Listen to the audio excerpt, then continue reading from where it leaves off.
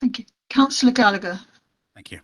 Thank you. Following on from the theme that Roger and John have mentioned, cutting of rural bus services has really affected Shortstown. Shortstown used, and obviously been quite privileged because we used to have 3 buses run in an hour, one of which was coming from Hitchin. However, what Stagecoach have done is stopped the number 9 from 7 o'clock in the morning. What has happened then is that the other buses that take on all the school children and others, they are fully overloaded, and people who work in the borough and teachers at special education schools are arriving late to work because they cannot physically get on the bus. And it seems like it's gone back to how it was when we were in COVID and they reduced the bus services. What I was wondering whether or not, I mean, even if they were to just say, right, from 8 o'clock in the morning, that would make a big difference to those that are working in the borough. And then for some unknown reason, they've got the bus, number 9 bus, going from till 10, quarter to 11 in the evening, starting at quarter to 10.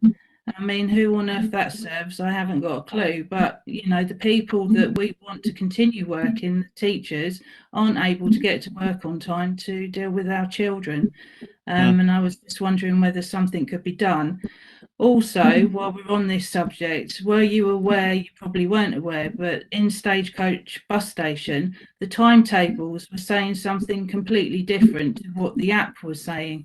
So passengers waiting to get onto the bus were absolutely fuming because the time on the bus timetable in the station was saying something completely different.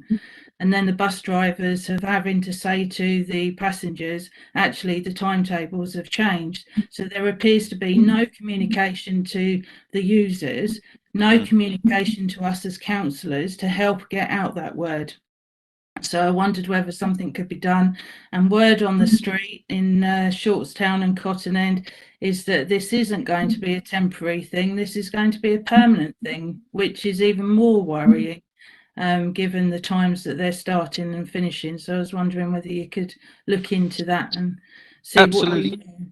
Absolutely, Councillor Gallagher. I think taking the first point, let's have a conversation offline about that number 9 bus, because I'm happy to take that up. And if you want to provide me some more details, I can take that up directly with Stagecoach. But on the second point, we pay Stagecoach to update the information in the bus station. So yeah, I can get straight. And I've had a similar conversation and a similar line from another councillor on the same instance. So yeah, I'll certainly be making representations to them tomorrow, frankly. And again, in the current climate, when they are desperate for passengers, if you're running a commercial operation, giving information to your clients and your passengers and your customers at the end of the day, it should be paramount. So yeah, whilst they're in a very difficult spot, they're not helping themselves, frankly, by doing that. But no, I can certainly make representations on both of those two. That's not a problem at all.